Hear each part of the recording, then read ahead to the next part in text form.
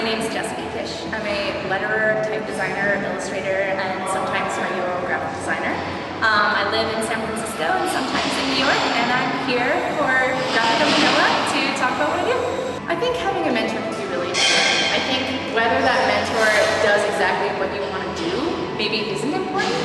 You just need someone that is a role model for you in some way, shape, or form. Like maybe that role model isn't like doing the thing that you want to do for a living, but maybe they're like amazing at managing their business, or maybe they're amazing at remembering everybody's names at parties.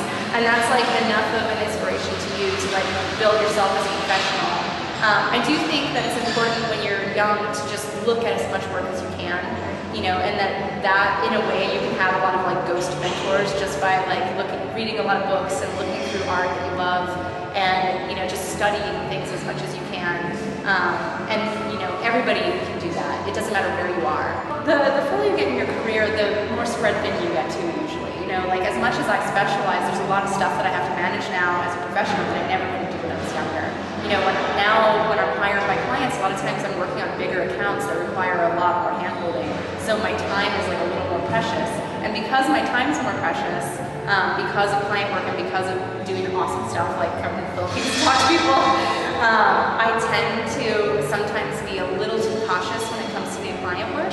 But the issue with that is that if you enter a relationship with a client and you're very much concerned about like how the business dealings are rather than what the art is, like automatically your enthusiasm isn't as high as it would be if that was taken out of the picture entirely.